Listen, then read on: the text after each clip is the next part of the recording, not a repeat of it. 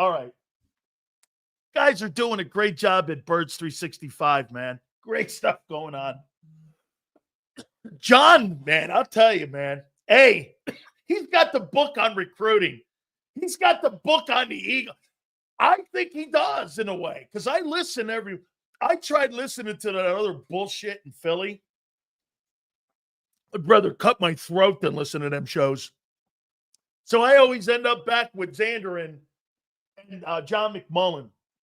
John does a great job. All right, guys, please hit that like button. Without further ado, guy killing it, the up-and-coming star in Philly, from Birds 365, our guy, Big C. What's up, Big Sills? How you doing, brother? How's it going, my friend? I'm good, man. I'm ready. I'm ready when you are to dish back my bold predictions for 2025. All right, we're going to do that here in a second. Yeah, we'll get there whenever you're ready. Big Sills world, I'm just living in it. I want to show you. Did you agree with what I said about Hurts? He's the best closer in the game. Hard to argue. I mean, outside of Mahomes, I think Mahomes still has the slight edge because you're looking at obviously a longer resume there, a bigger resume there in terms of a pretty short period. But hard to argue that, Sills. I mean, and I think that's more valuable than some. I get that people are, totally have a different metric, but shoot, that's more important to me than most. So I agree with you 100%. But what makes Mahomes an outlier is that he's great from 20 to 20 and the red zone. Yeah, it's true. Hurts doesn't have to be great from 20. Here's what he's accomplished in his 4 years of play. There are almost 4 different seasons. Zander, if you get this from him this year, 32-38, that's this much of an increase. They were third in time of possession, 19 touchdowns, 9 picks. I don't believe he's a 64 quarterback completion percentage. I think he's more 68. 93.5 in rating, 692 in rushing yards, 12 in rushing TDs, about 150 carries a year he's averaged, and he's averaging almost 5 yards a carry at 4.6. If Jalen Hurts does this, 3,300 yards this year, 22 touchdowns, 8 picks, 68 quarterback percentage, 650 in rushing, another 14 in touchdowns rushing. They're going to win 15 ball games with that. Fucking guy went for 29-03 and 18 last year.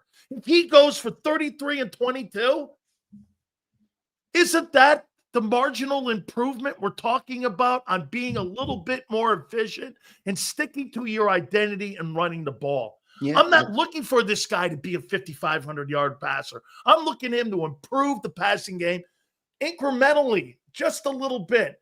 Hurts is never going to be a 20-20 guy, put up big numbers. But you know what he's going to do? He's going to win games that matter, and he's going to close games out. Dude, I agree. At the end of the day, isn't that the identity you want your quarterback to play? That's Troy Aikman. Well, that's the identity the team has established as a whole. Now, I will say this though: the NFL is fast paced. If we think we're going to come into this year and be able to run over everybody again, you're not. Teams are going to come into this game with us prepared to stop the run, prepared to do things differently, to make it look a little different. So based on that, I'll tell you some of my bold predictions are a little bigger than you just went. But I agree with the premise of what you're saying. You don't need to fall in love with Hurts looking like this or this or this guy. He needs to continue to be the best quarterback inside the system they've asked him to play in Philly, and it's obviously worked. So if he continues to do that, I think we'll be in good spot for sure. What do you think is more likely to happen this year with the Eagle offense? The passing game improves, or Barkley goes for 2,100 yards? I think the passing game, because I think you're going to take Barkley out of the game more. Defenses are going to be more hell-bent. In a way, Steve Spags, as much as Hurts torched him, he did show a little bit of tape about what you can do to slow down Saquon Barkley. I would expect more teams to implement that. And one of the reasons for my bold prediction on Jalen Hurts, which you guys will hear in a little bit, is because of exactly what you're talking about right now. There were several games last year. Pittsburgh comes to mind. The Super Bowl comes to mind. The NFC title game comes to mind, where Jalen Hurts needed to beat teams through the air. He needed to throw the ball effectively to get points on the board. He still had his defense, but he needed to do that. He did it. There wasn't that many instances last year that it needed to go that way. Think about it. We talked about this like, boy, if you ever get down in a game, are you going to be able to throw yourself back into it? They never even tried. They never even had to try. But the moments that they did, the passing game showed up. So if it goes from 3 to 8 or 9 or 10 games next year that they have to do that, and they can answer that call on 80% of them, what is that going to do for Jalen Hurts' stats, for Saquon Barkley's stats, or for AJ's, for Devontae's, for all of those guys? So I think the passing game is going to improve, but not from anything that they're going to do. Oh, what's the one quick fix? What's the magic box say on what we – I don't think it's going to be that. Right. I think it's going to be the team has talent. They're going to have to use that talent more because of the situation the games are putting them in this year. Do you want to get to your bold predictions, or do you want to get to Howie Roseman and Nick and his draft classes during the Sirianni era? Now, I didn't put everybody down here, but I went and asked Jimmy last night to do me a favor on a draft value chart. And you know what he did for me? Look at this. Jimmy put a value on the players that have made the team and the players that you'd be shocked who got higher grades that were drafted later. What do you want to do? You want to do your bold prediction? It's your show. I don't want to tell you what to do. I'm asking you. It's my show. I'm telling you. What do you want to do? You want to do these bold predictions? Do you want to do this? Let's do the bold predictions first, right, and then let's go because I think that topic that you have is a whole that deserves its own life. Oh, but I do want to rebuttal, and I will say we're gonna get some content out of these bad boys. All right. By the way, am I missing one? I wrote down your bold predictions yesterday. I have 9. Why don't I have 10? I have Eagles, 11 wins, just to recap Sills' bold predictions. Commanders win the NFC East. Tight ends will combine for 4 touchdowns or less. Saquon under 1,400 yards. Jalen under 4K and 30 tutties. Jalix Hunt more sacks than Nolan Smith. 6.5. Mora Jomo to the Pro Bowl. Jalen Carter under 9.5, which wasn't very bold. He had 4. And Cooper DeJean all-pro. That's it. That's 9. Okay, so you had 9 bold predictions. All right, good. I came up with 10, and they're bangers. Let me tell you, they're bangers. Let's start off with a banger. All right. Number 1 bold prediction. Jalen Hurts will finish top 3 in the MVP race in 2025. Oh, my God. That means that they're asking him to do more. That team will lose 7 games. No, they're not. Stop. They didn't ask him to do that last year. Now, all of a sudden, he's going to be an MVP candidate. When they did ask him, he was an MVP. Okay. He wasn't. The sample size for him having to do that is going to be higher. The star in that huddle last year was Barkley, not Hurts. Senor says top 3, not bold. I think that's pretty bold. Top 3 prediction. It is bold. Top 3 in the MVP. Okay. Number 2, for the first time since 2004, the Philadelphia Eagles will repeat as NFC East champions. Not happening.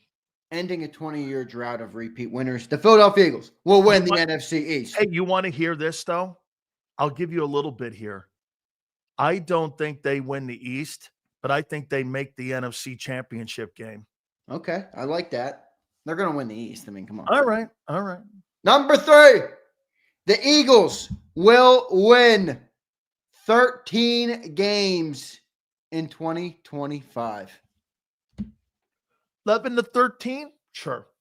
I'm in there. Came down 1 from last year. Number 4, the defense will finish top 5 in the NFL. Oh, no. You'll be lucky if that thing's in the top 13. Top 5 in the NFL. No way. That will be the Lindbergh cheese defense. It took a blowtorch to his no holes. A blowtorch. Top 5 in the NFL. Number 5, This is a direct shot at Big Sills'. And this is not an Eagle prediction, but it's related to the Eagles. The Commanders will regress back to third place in the NFC East, and the Cowboys will finish second in the NFC East. With what? Dak Prescott returns. Last time he played, they had 12 wins. That's not good enough. We'll see. We'll see. So Eagles, Cowboys, Commanders is my ranking for the NFC East next year. Number 6. These are horrible. Jalen Carter and Zach Bond will both finish first team All-Pro. That's not that bold, that one. That, because of Carter, I'll tell you this. Do you agree with this? God forbid, and I'm knocking on wood. Watch this, folks. If that guy gets hurt, Bond has a horrible year. Yeah, I don't disagree with that. That guy's the centerpiece to all those guys having, even my guy, Cooper, having a great year, dude. Yeah. Curtis is right. Bond repeating is going to be hard, too. It is. Repeating as first team All-Pro is not that easy. With the linebacker position in the game today, absolutely. I agree. Number 7, Josh Uche. Oh, God. Will be the best bargain signing of the summer, and he'll get 6 sacks this year. That's not horrible on 6 sacks. Well, I did some research on these players. I'm looking into all the players that we signed. Everybody likes this Azeez Ojulari. All right, Azeez Ojulari was a steady player in his career. It was never really good. It was never really bad. On bad defense. In the field, but his highs weren't that high. If you look at Josh Uche, his highs in the NFL, he had 2 years where his grading in pass rushing was through the roof and rated close to a 90, which is a really good grade. So I think that's probably the year Bryce Huff probably won that rating thing. My prediction, though, is based on I believe Vic Fangio is going to look at that player and say, I know how to get the best back out of you. I'm not going to use you as an every down guy, but I know how to get you into situations where you can be a good football player. I think Josh Uche is going to be the best bargain signing. Kyle, I need you to do me a favor, my statistician in here. The year that Uche kid had those 10 sacks, was that the year that the Patriots defense finished 4th? Because if that's the case, because one of those years, remember they won, like they didn't win a ton of games, but they finished like in the top 10. And that might have been the year that he had those 10 sacks. So, Kyle, do me a little research there. Go ahead. Let me hear some more of these bullshit things. Ready? Number 8, Jalen Hurts will throw for 4K and 30 touchdowns. Woo! He's going to go from 2903 to 4K. How you 4K doing? incoming, everybody. Get Hey, ready. wait, Zander, this is a big deal here for your boy in that prediction on Uche. The year that he had 10 sacks, they were in the top 10. Get this. That's an impact 10-sack year. I like Uche. I'm Uche's number 1 fan. Let's go. Uchi Coochie. All right, Jalen, 4K 30. I had to do that. Silio's, he went under 4K 30. I'm going over 4K 30. Fuck Sills. Never. Number 9, the defense will have more sacks than they did in 2024. They had 45 sacks in 2024. I think they're going to beat that number in 2025. With a bunch of backups and a bunch of Uches. Okay. All right. Keep crying, so hey, I'll bet you this. I bet you they have more picks than they had last year. No. You got rid of Gardner Johnson. You got rid of Slay. I don't think so. Okay. They're going to throw the ball. You know why? I think there's going to be more passing attempts because of Slay and Gardner Johnson not being fucking back there. That's fair. I think they're going to try to do that and throw the ball more against Philly this year. They're surely not going to try to run it. And number 10. Oh, God. The Philadelphia Eagles. No way. Will repeat as Super Bowl champions. Only the 10th time in NFL history. Who are they beating? Who they beating? The Buffalo Bills. Ooh, God, that'd be a great Super Bowl. It's in Santa Clara, so unfortunately the setting sucks. But I mean, yeah, that'd be a great Super Bowl. Buffalo and Philadelphia. Yeah, okay. Those have to be the worst. 4K. Let's real quick. Let's run them back, top to bottom. Number 1, Jalen Hurts will finish top 3 in the MVP voting. Cash it in, folks. Number 2, Eagles will be the first team since 2004 to repeat as NFC East champions. Cash it. Number 3, the Eagles will win 13 football games this year. Cash it. Number 4, the defense will finish top 5 in the NFL. Cash it. Number 5, the Cowboys will beat out the Communists for the second team in the NFC East. Cash it. And 6, Carter and Vaughn will be first team All-Pro. I like that. 7, Uche will be the best bargain signing with 6 sacks. Number 8, Hurts, 4K yards and 30 tutties. Cash it. 9, defense, more sacks than 24. They'll get over 45 sacks. Cash it.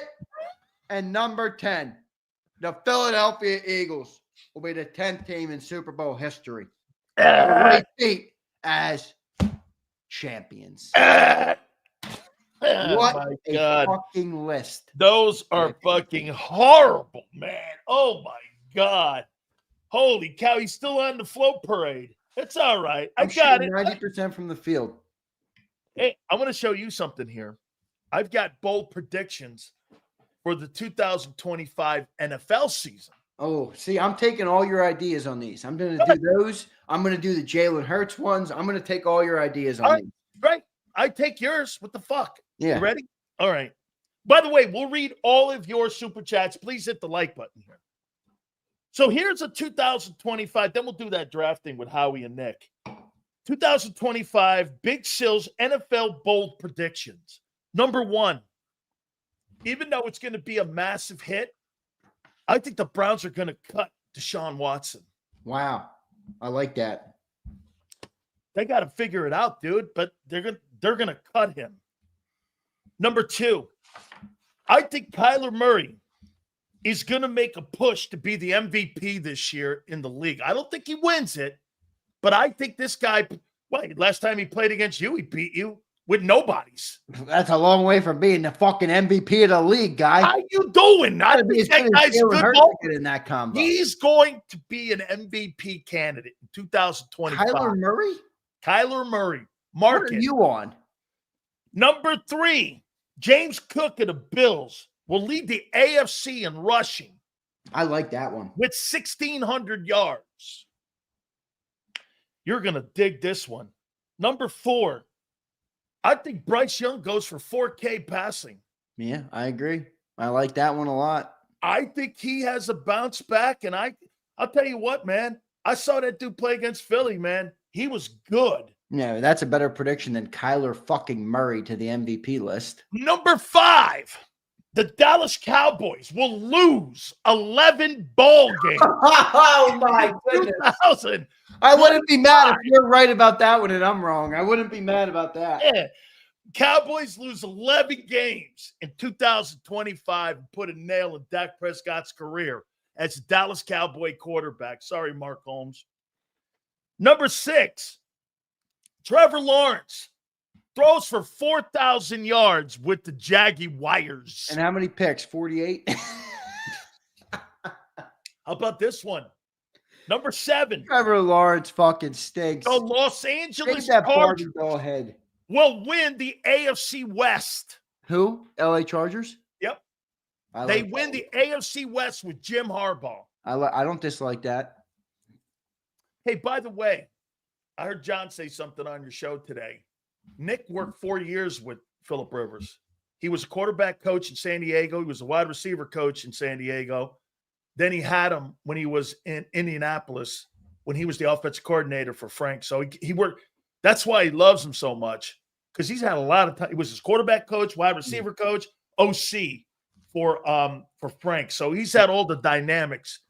I'm kind of with Mad Bird. I like Denver in that West. Denver's that's a good one too. I think Kansas. Dude, do you agree? I think Kansas City's going to take a step back. They've lost a lot of dudes, and they're getting old. Chris Jones is getting old. Travis Kelce's old. Yeah, they got rid of today. I mean, dude. I mean, where are we going? Closed? What? You think their window's closed? No, I think they'll revamp because the quarterback's so good. Yeah. I think they're going to go through a Brady spell like this, Zander. They're going to win a bunch. They're going to go down for 3 years, and then they're going to get back up there again because the QB's so young. Right. Here's number 8. The Dolphins will fire Mike McDaniel and GM Chris Greer mid-season. Ooh. Okay. Eventually, you got to win, don't you? You got to win something there. I mean, they've had so much struggle with the quarterback getting hurt and no consistency and all that. But, yeah, I agree. I mean, I was never a fan of him as a head coach. Number 9. The Washington Commanders win 12 ball games in the NFC East. That's a shit prediction. Number 10. For the first time in his coaching career, Mike Tomlin will have a losing season in Pittsburgh. It's hard to bet against that because he's never had it, but I really feel like you're right.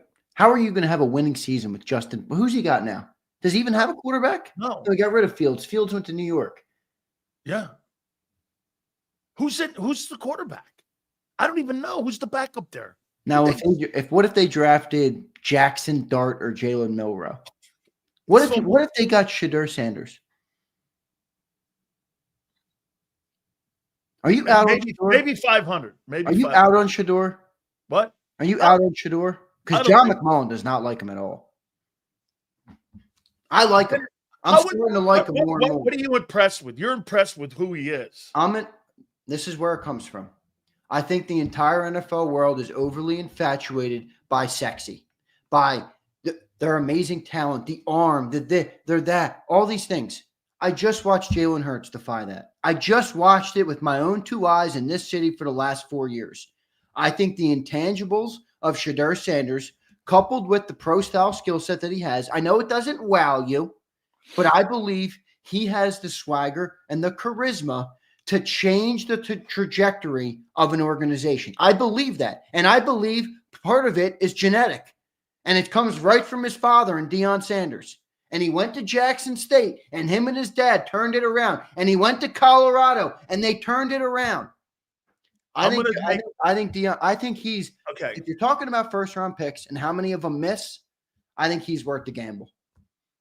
What's been the common denominator with Shedeur Sanders? Here's why I think it's going to be tough for him. What is the common denominator for Shedeur Sanders at Jackson State and at Colorado? What's the one common denominator? His dad. His dad, the coach, right. Will his dad set the environment for him to succeed? That's true. Will he go to a place that has a culture of winning and knows how to utilize his skill set for him to be able to continue that process and development? Because everywhere Sanders has gone, Shedeur, his dad has carved out the winning attitude and the winning culture in that building for him. Are you going to have a coach and an organization tailor that around him? Is it there already? Because most of the time, Zander, when you're drafted high like that, the culture in those buildings blow. So you're going to a losing environment. How much fit with him versus dad? I hear you. Okay. His dad carved all that out for him, no matter where it was. Yeah. You know, Shedeur would have been successful with Deion if he went to Paluca University. It wouldn't have mattered. He would have carved it out for him, and they would have won.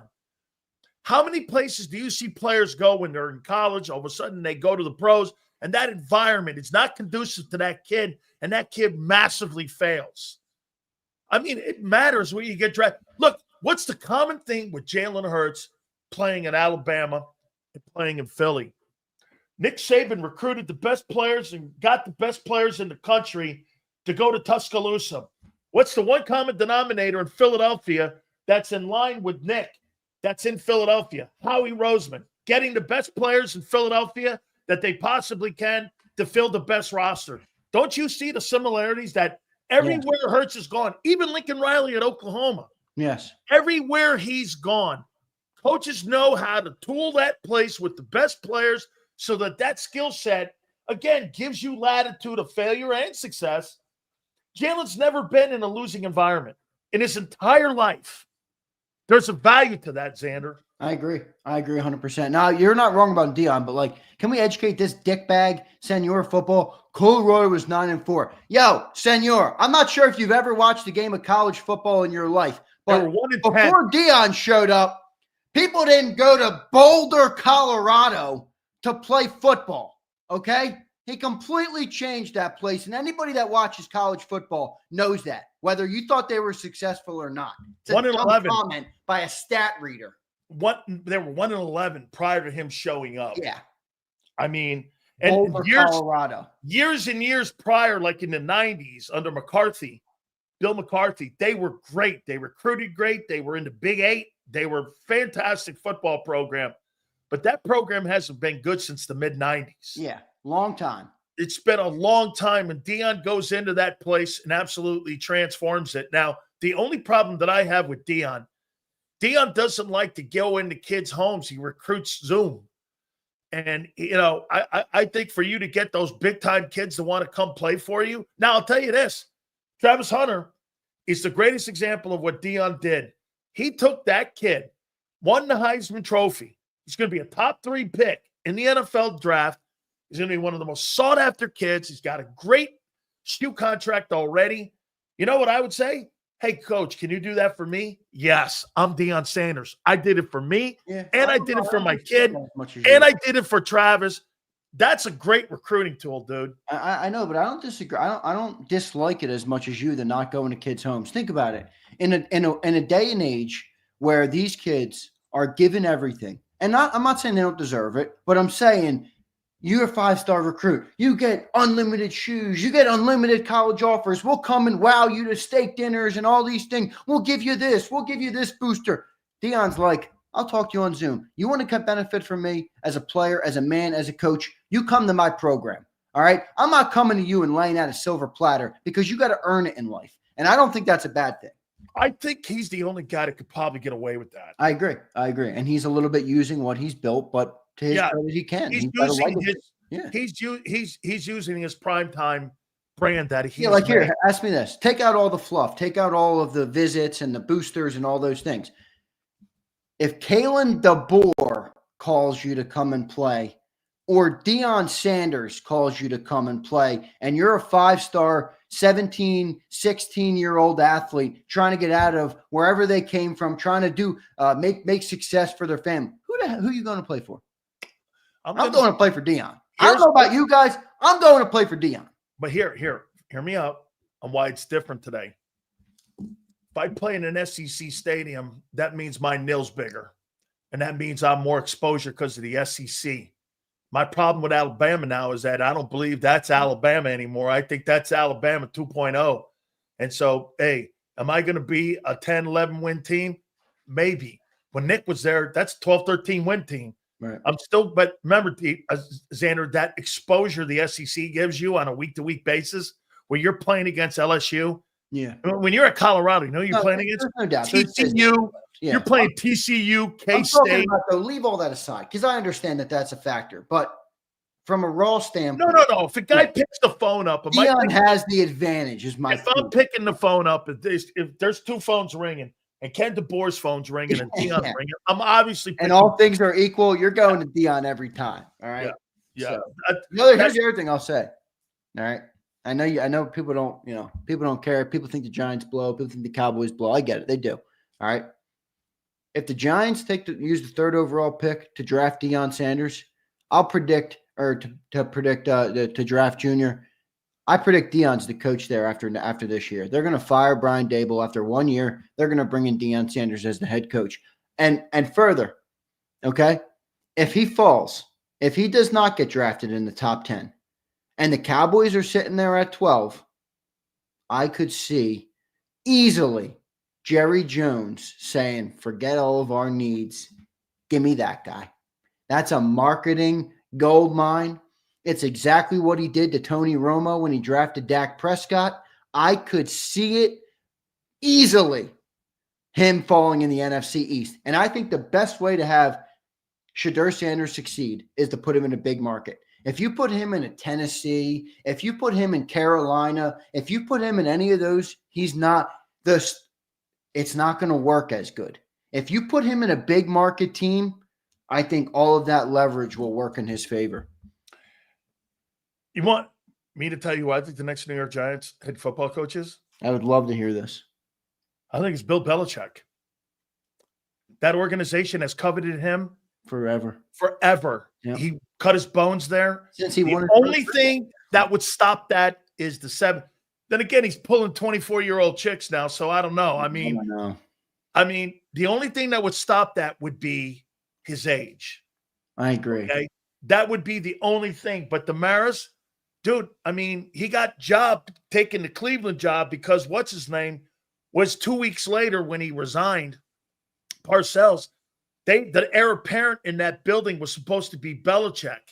Yeah, but Sills, you think he'd go through all this if the end goal for him was always to return to the NFL? Like, why go through all this with you? But it's the Giants. I know, but with this UNC stuff, dude, like this is a commitment. You know how it is. I mean, he's out there recruiting players every day. You got NIL, you got GMs now in organizations. Like being a college coach is no joke. It's the GM of that UNC so I'm saying, like, I have a hard time believing that Bill at 72 made the commitment to UNC just to jump off in a year. Remember what he did, though, was part of the job and him getting that job, that they hired his son. Yeah. His son's on that coaching staff. So he got an off-ramp. And that's right. There's an off-ramp and an understanding that if he leaves, the kid gets the job, Steven. So I don't know. I'm just keep an eye on something. Yeah, I think that's fair. All right, guys, do me a favor. Please hit the like button. I promise we'll read all your super chats. I want to do something cool here before the bottom of the hour, Gary Cobb. I went back and during the Nick Sirianni, Howie Roseman era, which is 21 to 24 drafts. And I had by the way, Jimmy, and I'll tell you this, Tony Dungy wants to come on way more because you guys treated him so good. He had such a great time. He didn't want to leave yesterday. He was excellent. He was just so good.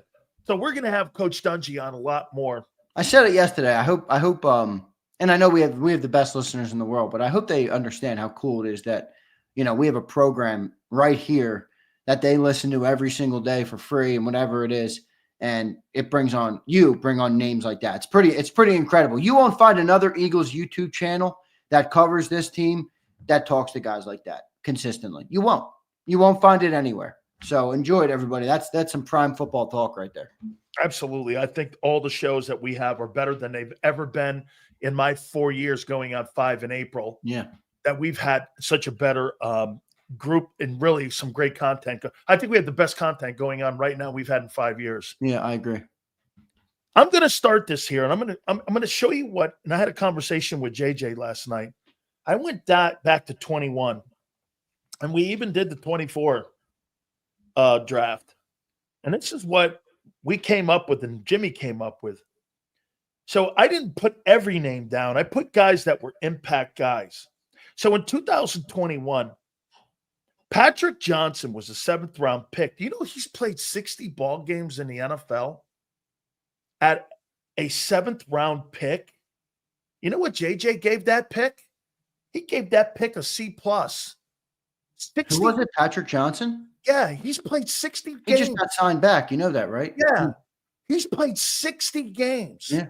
That's a C+ pick. Like, I agree. At a 7, you could argue it's higher than that. But no shit, I thought it was the I'm gonna take Jimmy's word for it. That's 60 fucking games is insane for a 7th rounder. Kenny Gainwell. He was a 5th round pick. Rounder. Jimmy gave that a B. Yeah, contributed. And because of the value of where he was taken at 5. Right. Zach McPherson, he gave that a low grade. I won't lie. That gave that a D.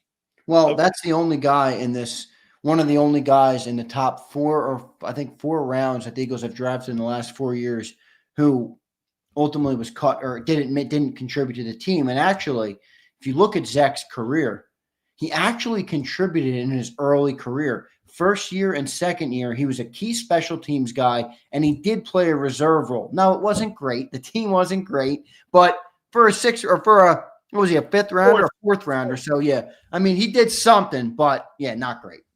Okay, get this. Milton Williams got an A from Jimmy. I believe that. Because he was a third rounder. Mm-hmm. Landon Dickerson got an A because he was a second rounder, and Devontae got it. You had 3 A picks. That is a fucking tremendous draft in 20. Remember how I've been telling you, hey, all these – that's a fucking A draft. Devontae, Landon, Milton as your top 3 picks. That's A guys. That's good picks. Those are A good guys. You had 3 A picks in a draft? Yep. Bro. Let's go to 22. Grant Calcaterra, 6th round pick. C+. He plays. He contributes. Is he a frontline guy? No. But he plays and contributes, and he starts. He's a 6th round pick. That's not supposed to happen. That's a quality pick, dude. That's a really good take. Now, look, again, is he a guy you're going to put in your starting? No, but he does play. He's a contributor to your team, and they like him and they want him on the roster. The World Championship roster. Mm-hmm. Zander, that's a really good pick. Now, look, is he what they're looking for? No, but he fills a role there. Yeah, I agree. Okay? Not my favorite player, but I'll take it. Here's the one problem you have with Nakobe at 3. Got a C+. It's the health stuff. It's the health. It's too much. He's proved the only reason he gets a C+ is because he has proved he can play. Yeah, I agree. That pick would be an F if he didn't prove he could play last year. And if he was healthy, it would be an A. Yeah, that's fair. Cam Jurgens, an A. 2nd round pick. Anytime you get a starter and then he turns into a Pro Bowler. Yep. I mean, get this, in the last 2 drafts, you got 4 A guys. Jordan Davis was the toughest one we had of all the drafts, the 4 drafts we talked about. Jimmy gave him a C+ because of the playing time issue. He's got a problem with the playing time issue. However, I asked him, would you want Jordan Davis on your team? He said, yes. And I would try to convince the agent and the player to understand that there's a role for him. I'm not suggesting he take less money, but they may offer him less years. Jimmy goes, I'd offer him in increments of 2 years instead of 3-year contracts. Right. I don't want to give him I don't want to get tied into that because I may go a different route. Something may happen. So he suggests shorter contract years instead of less money. You know what I'm saying? Interesting way to look at it. Because he doesn't want to get tied around the player. Right. So that's the 22. To me, look at this. That's a great pick. That's another great draft. You're right, Zander. 21 and 22, really good draft choices there because they're all contributing. And you only had 5 picks in 22. I mean, and you hit on 4 of them contributing to your team: Jordan, Cam, Dean, and Calcaterra. Yep, that's pretty good. This 23 is fucking insane. Moro Ajomo got a B+ from Jimmy. Yeah. He's a 7th rounder, and he's going to start this year. And he had 400 snaps last year. And he had over 400 snaps last year. A 7th rounder is now a starter on your defensive front. I would give him an A. That's insane. I agree. That's Look an A. At the value at that pick. That's an A to me for a 7th rounder. I agree. That's worth 1 point on the Jimmy Johnson value chart of draft picks, and you got a starter out of that. That's pretty good. Number 6, you're going to be stunned. Tanner McKee. Jimmy gave him a B. Yeah, I believe it. He's going to be the backup now. He goes like this. He goes, so wait a minute. You drafted this guy in the 6th round. Nobody really liked him. He went up there and threw for over 300 yards in a ball game when you had him step in. He showed that he could play in the league. He showed some skills that people would want to potentially try to develop. He'll always have a job in this league. Yeah. That's a B pick. That's a B pick. And he's going to be your backup quarterback this year now. So let me get this right. In 2023, your 7th and 6th round picks are B plus, me and you, A and a B. I didn't even From got Jimmy to the Johnson. top. Forget my opinion for a second. I don't give a Jimmy shit Johnson. about my opinion. Hey, by the way, I haven't even got to the top guys. Yeah. Keely Ringo got a C because of the limited amount of playing time that he has in the unknown. Still Jimmy did say this, though. He's 21. And I'm like, I go, he's 21. I mean, he's been on the team since he's like 20. Yeah. And he goes like this. He goes, oh, I'm keeping a kid like that around because you know what? One day he may wake up.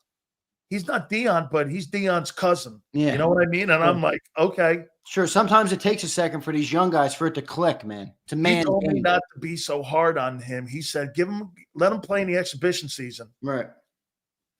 Sidney Brown, a 4th round pick. He got a C because of health issues. Sidney was a 3rd rounder, right?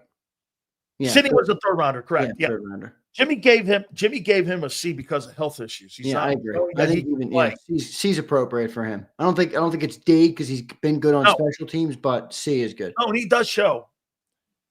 No, check this out. Tyler Steen got a C plus. Yeah, I agree. That's right where I was thinking on him. That's what now look, C plus 3rd round. Didn't win the job. Did a 3rd round pick, you could argue, won him to win the job. Didn't win the job on the Eagles, though. It's true.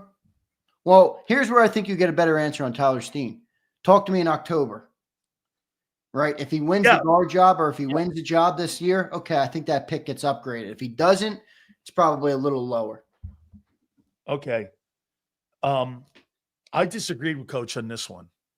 What do you think he gave Nolan Smith? I think he gave Nolan Smith a B. He did. Yeah, that sounds right. That sounds right. He gave him a guy, edge rusher, contributed in a big way in the playoffs. Haven't seen enough yet to pin your defense on him, so you can't give him an A, but contributed to the #1 defense and to the Super Bowl team as a 1st round pick. B. I gave him a C plus, and he goes, why? I go, well, he hasn't shown. He goes, Dan, Charles Haley's first 2 years, he did shit. You know who else did shit? Derrick Henry. I mean, those two guys didn't do anything. Actually give Nolan a B plus. And he goes, I tell you what, the kid was really good when I watched him.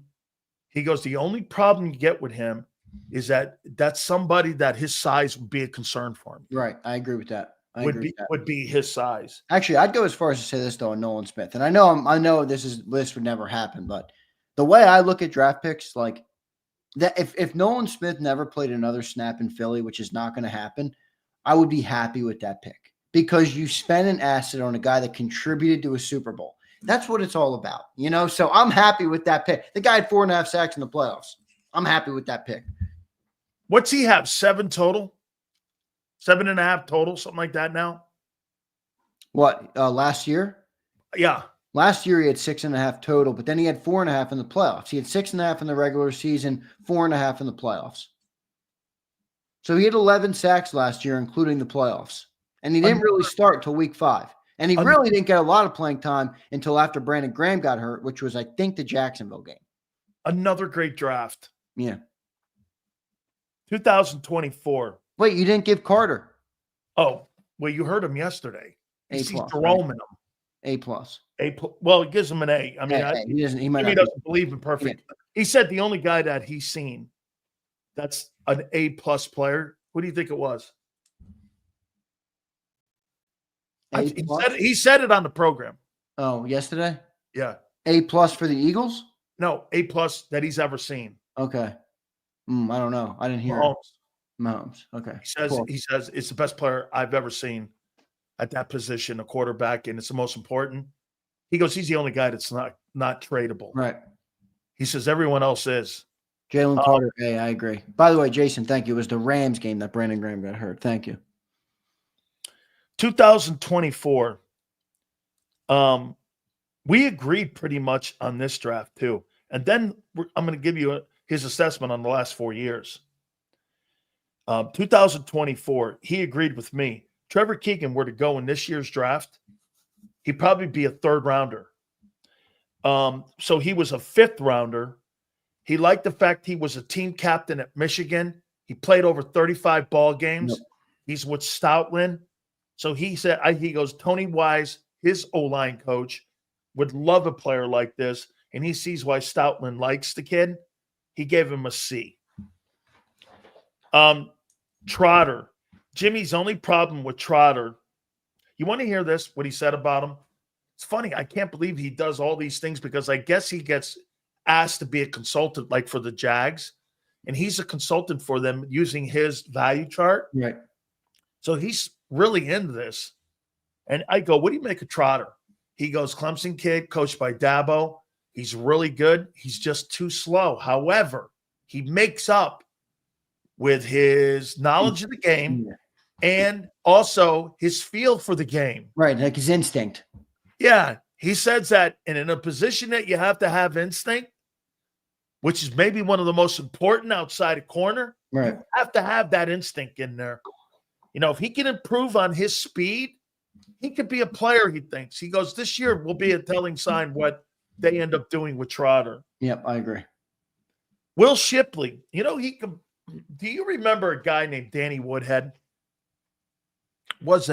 How many people in here remember Danny Woodhead? Yeah, I remember Danny Woodhead. He played for the Patriots. Was Yes, on their team, won a couple world yeah, white championships. dude. I remember him. Okay. That's who he sees Shipley as. He gave Shipley a C. He goes, He's like Danny Woodhead, like that kind of a guy who could catch about 20 balls for you, get you about 300 yards rushing, you know, combined when he's never going to be your lead dude. Yeah, I agree with that. It's hard, by the way. Did he say it's hard to grade 24? I mean, it is. Yeah, he did. He did. It's hard. Yeah, but he said the one thing that about your 24 draft was that these guys all showed up. I know. They all contributed, especially when you get to these top picks that you're getting to soon. I fucking hated when he said this, but I guess so. He said this about Jalix Hunt. Hey. Gave him a B+. B+. I'll take it, Jimmy. He goes like this. He goes like this. He goes, for a guy that didn't know shit, that's the only thing he didn't know. This guy's a player that just doesn't know what he's doing. Right. He goes, if Vic can show him what to do, okay? If he could just show him what to do, that's why he got better, Zander. He's got talent. He just didn't know what to do. I mean, where are you going to get Houston Christian? I mean, how much coaching are you going to get down there? Yeah, a former safety from dad. Where did he play? Colgate? Yeah, Colgate and Houston Christian. Somebody's dad's coaching. You know what I'm saying? Joe Krause is coaching him. Somebody's dad is coaching him. You know what I mean? Me, I'm coach. You know what I'm saying? I mean, he's getting really great coaching now. Dude, Cooper DeJean, he goes, he asked me first what I thought of him. And he goes, what would you do? I go, oh, I think this kid's a superstar. I think this guy's a great player. He goes, yeah, he's an A player for me too, man. So he goes like this. He goes, man, you know, I keep him. I go, would you keep him where he is? He goes, absolutely. You know why? He runs around the middle. That's where I got that take from. Right. Jimmy wants him in the middle of the field instead of putting him to half the field, because when you put him to half the field, you know what that means? That means he's out of the play. I want him around the ball. Right. And he wants him messing with quarterbacks. The middle of the field is where the quarterbacks start. You know? That's where the game's played. Exactly. He wants him where the game's played, in the middle of the field. Q, he said something really weird right out of the gate about Quinyon Mitchell. He goes, yeah, he's a Gator kid, and played. He goes like this. He goes, yeah, he's a Gator kid. He played in the MAC. And, you know, when we think of Gator guys here, especially when they recruit the best players. I go, coach, he's a Toledo guy. He goes, the Gators wanted him 3 years after the fact when they didn't give him the initial college scholarship. They realized that he's from Wellington, Florida. Dude, he's 20 minutes away from Gainesville. Oh, my God. You know how many times that they went over to the mother's house offering money and all kinds of shit, but he felt so loyal to Toledo that he refused to go to Alabama and Florida. He's 20 minutes to the campus. That's crazy. That's a great intel right there from Jimmy.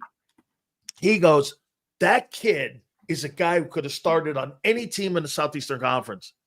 I go, yeah. I said, Toledo. He goes, no, he's a SEC guy who had some grade problems, and there was a coach who believed in him.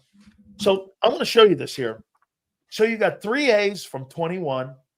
You got 1 A in 22. You got in 23, you got 3 B's and an A. In 24, you got 2 A's and a B. That's some fucking insane drafting. It's impressive. For the 4 years, I would give those drafts overall, I would give that an A. Yeah. Is that what Jimmy went with? Yeah. He goes, don't. That's how you build your team. This is why they're cutting guys. You know what he said to me? He goes, that's why they're cutting guys loose. They're cutting guys loose because the last 4 years. And he goes, and they got 20 draft picks coming up in the next 2 years. I'm not keeping high-priced guys either. I don't give a shit who you are. I'm cutting everybody who I think I can replace. They let loose of everybody that they think they can replace. Yep. Not that they didn't want them. They're going to draw a line in the sand and say you're either going to fall above it or you're going to fall below it. And if you're above it, we pay you. And if you don't, goodbye. That's what they did. Yep. I agree. I didn't think it was that good, but when you go back over it, it's been really, I mean, his 4 years prior to that versus this 4 years. Oh my God. It's not remotely close. It's not close. It's not close. It's almost like you can look at it and say, what the heck happened? What the heck happened? I wonder how they're going to go in the next 2 years. I wonder how this is going to go. You know, I don't know if the coaching has anything to do with it, but one thing I do know is that Doug Peterson wanted Jalen Reagor. Well, I know this now. Ever since that Jalen Reagor pick, something happened in the building. Somebody but the only thing that changed since then really was the coaching staff. Was Doug. So, and I know for a fact, I've been told, John's talked about this numerous times, it's 100% Doug Peterson and the coaching staff wanted Jalen Reagor. So, like, I'm not trying to say all of the draft misses were Doug, because Howie's got to, I mean, eventually you got to fall on the sword, or you are the GM. But I don't know. I don't look at Nick Sirianni and think he's picking the draft picks. So. You think that's one of the dynamics that changed after Doug, because Andy and Doug had some say in the draft picks? And quite frankly, now Nick has a role. Howie has a role. And it's more in the personnel people. How many times do you hear Nick say this? These guys do a great job evaluating. These guys do a great job of tooling the team. These guys he says it every press conference. He lays it in their lap. Yeah. Look at Jay, though. Is Jay wrong? SEC drafting. That's what happened. Forget Absolutely. Even just SEC. They just drafted good players. I mean, a lot of them are SEC, but the night and day difference in players they drafted is just unbelievable. Well, Jay, let me ask you this. Where are you going to play football? In the Big Ten? Pac-12? I mean, it's not the perfect comp because you got Quinion and Coop and Jalux. I mean, this year, right? All of them contributed. None of them were SEC. But the averages of success are going to come out of the SEC more than any other place. They're going to be higher out of there than agreed. And now with Nil, that's going to isolate that even more with the Big Ten. The Big Ten's good too. That's right. That's right. Hey, Zander, how about after we read the super chats? What do you say after Gary Cobb here? Yeah, that's fine. I'm sure Gary, because Gary normally, there he is right there. So yeah, that's good. I'll catch you after. We'll do the supers. All right. We'll do the supers, everyone. So you guys can. Great segment, Sills. Yeah, I mean, can you believe what he said there, man? Jimmy Johnson, about the drafting or what Howie Roseman has gone through here for the last, couple drafts here. So again, we appreciate everybody. Please do me a favor, hit the likes. John Gruden's going to join us this week, I believe. We had Jimmy Johnson and Tony Dungy yesterday. I was really glad to hear Coach Dungy yesterday. He had such a great time.